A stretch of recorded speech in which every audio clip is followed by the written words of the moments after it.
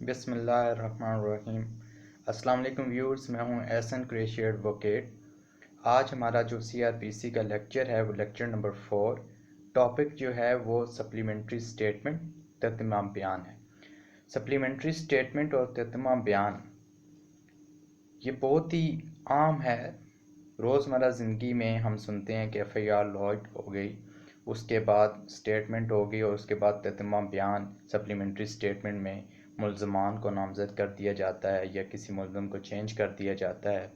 तो ये हम सुनते हैं और इस बेस पे आम तसव्वुर यही किया जाता है कि तर्जुमा बयान जो है जब आ जाए तो फिर जिस मुल्ज़म को नामज़द किया जाता है, जिस शख्स को नामज़द किया जाता है, तो उसकी खैर नहीं होती। जो एफआईआर वाले हैं वो बच जाते हैं और जो तर्जुमा बयान है उसकी इम्पोर्टेंस हो जाती है। तो ऐसा नहीं है। इस चीज़ के ऊपर हम डिस्कस करेंगे डिटेल में इंशाल्लाह विद रेलिवेंट जजमेंट्स।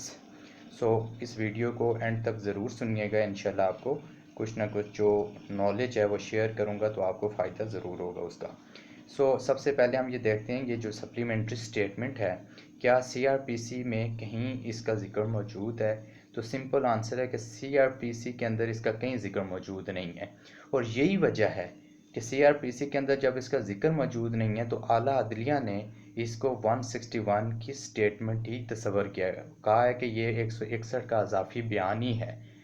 यानी कि उन्होंने इसकी डेफिनेशन इस तरह कुछ बयान की है कि जब 161 मुस्तगीस का बयान रिकॉर्ड हो जाता है एज अ विटनेस, जब उसका बयान रिकॉर्ड हो जाता है 161 के तहत, उसके बाद उस बयान में अगर कोई कमी पेशी रह गई थी, कोई कमी कजी रह गई थी, उस कमी को एक्सप्लेन करने के लिए या किसी खामी को एक्सप्लेन करने के लिए, कमी को पूरा करने के लिए अज़ाफ़ी बयान रिकॉर्ड किया जाता है।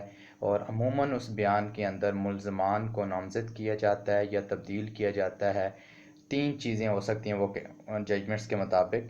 उन्होंने जो डेफिनेशन किया, उन्होंने कहा 161 का जो बयान रिकॉर्ड होने के बाद जो अज़ाफ़ी बयान होता है वो उसमें 3 चीज़ें अमूमन होती हैं। या तो मुल्ज़मान का नाम मज़ीद ऐड किया जाता है, या मुल्ज़मान का नाम चेंज किया जाता है, या फिर जो प्रोसिक्यूशन की खामियां होती हैं केस की उसको उस खामी को ठीक करने के लिए, दूर करने के लिए जो है ये बयान रिकॉर्ड करवाया जाता है ताकि केस थोड़ा मजबूत किया जाए। ये उन्होंने कहा है कि ये इसकी डेफिनेशन यही है कि 161 के बाद जो बयान अज़ाफ़ी बयान होता है उसको तर्जुमान बयान कहा जाता है। अब उसके जो जजमेंट्स हैं उनका हवाला ये है कि 2010 SCMR पेज 580, 2011 MLD पेज 691, उसके अंदर इस चीज़ का जिक्र किया गया। यानी कि डेफिनेशन जो मैंने आपको बताई वो इन जजमेंट्स की रोशनी में बताई आपको।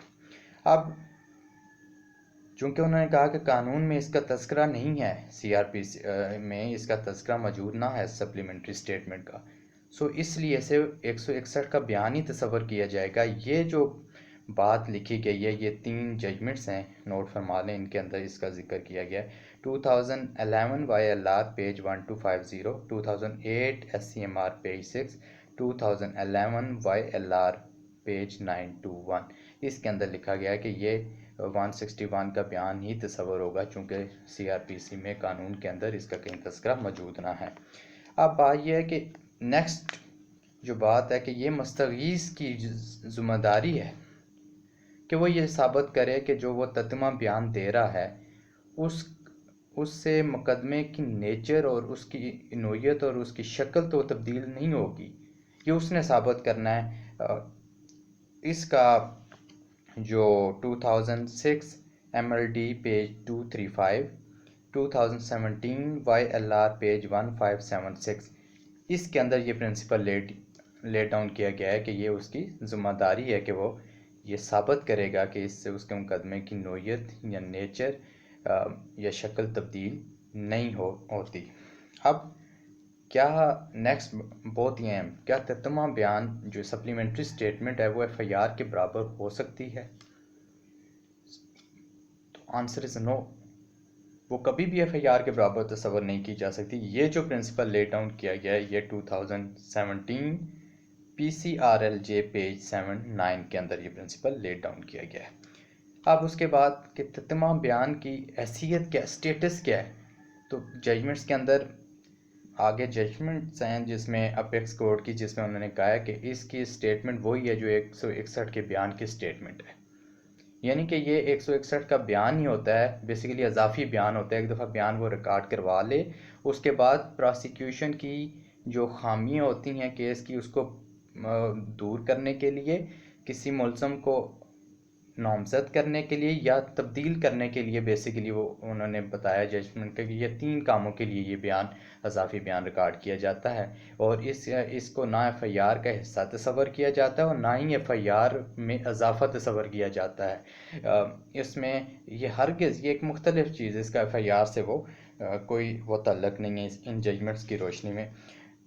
2018 P C R L J page 1، 2015 Y L R page 2694 2694، 2008 Y L R page 1838، 2008 S C M R page 1556. ان کو اگر پڑھ لیا جائے تو تتمہ بیان جو ہے اس کی بڑی اچھے انداز سے ایکسپلینیشن کی گئی ہے اور اس کے پرنسپل جو ہیں وہ سامنے آ جاتے ہیں.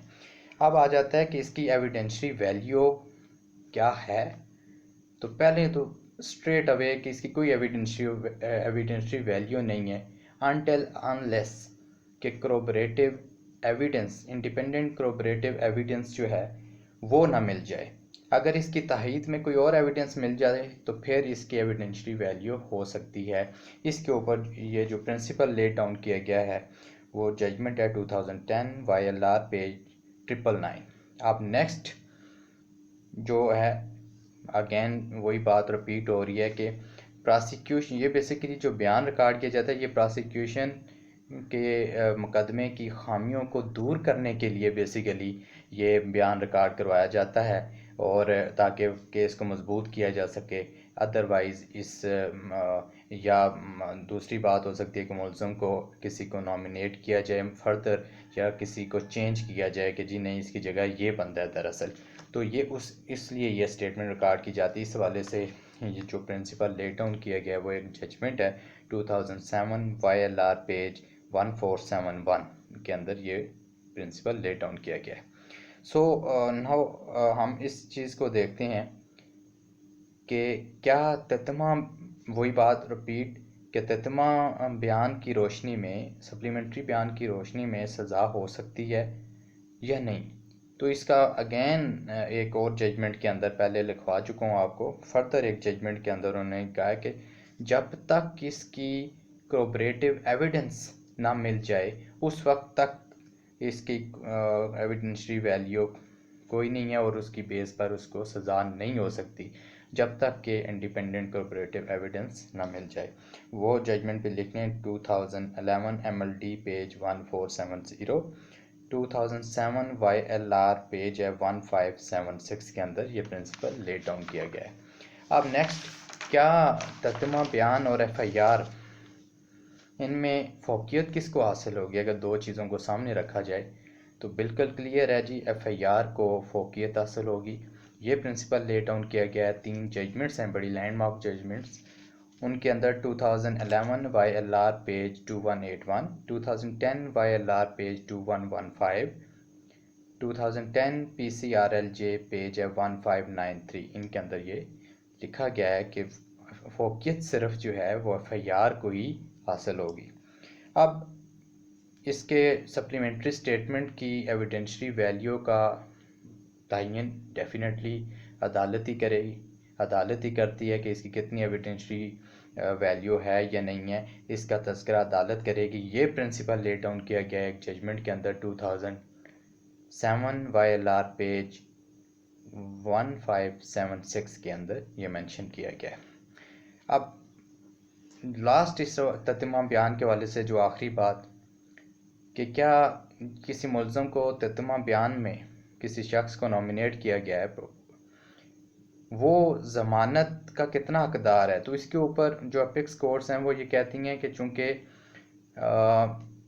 اس میں تتمہ بیان میں جب بعد میں نامینیٹ کیا گیا ہو تو اس میں جو بیل کے ہیں وہ چانس زیادہ ہوتے ہیں، اور اپیکس کورٹ نے یہ اپنے فیصلوں کے اندر یہ پرنسپل لے ڈاؤن کیا ہے کہ تتمہ بیان کے اندر ملزمان کی نامزدگی اگر ہو تو ان کو بیل دے دینی چاہیے۔ اب یہ جو ججمنٹ ہے 2008 YLR پیج ہے 2776 کے اندر یہ پرنسپل لے ڈاؤن کیا گیا۔ سو ویورز، یہ آج کا جو ہمارا لیکچر تھا یہ تتمہ بیان کے والے سے تھا۔ ہم نے FIR کو ڈسکس کیا، پہلے ہم نے سب سے پہلے اوفینسز کو ہم نے ڈسکس کیا لیکچر میں، اس کے بعد FIR پہ آ گئے، اس کے بعد 173 کی رپورٹ پہ آ گئے، کوگنیزیبل اوفینسز کو بھی ہم نے ڈیٹیل سے ڈسکس کیا۔ اب ایک تتمہ بیان تھا، یہ بھی ہو گیا۔ نیکسٹ جو ہمارا ٹاپک ہوگا انشاءاللہ وہ ٹرائل کے بعد، اس کے بعد ٹرائل ہوگا، گو کہ وہ ٹرائل کے اندر ہی آتا ہے 342 اور 340 کے بیانات۔ ان کو ہم دیکھیں گے کہ ان میں ڈیفرنس کیا ہے، اور یہ اگر بیان نہ ریکارڈ کیے جائیں اس کا تو پھر کیا اثر ہوگا مقدمے پر، وہ ریلیونٹ ججمنٹس کے ساتھ انشاءاللہ نیکسٹ ویڈیو میں آپ سے شیئر کریں گے۔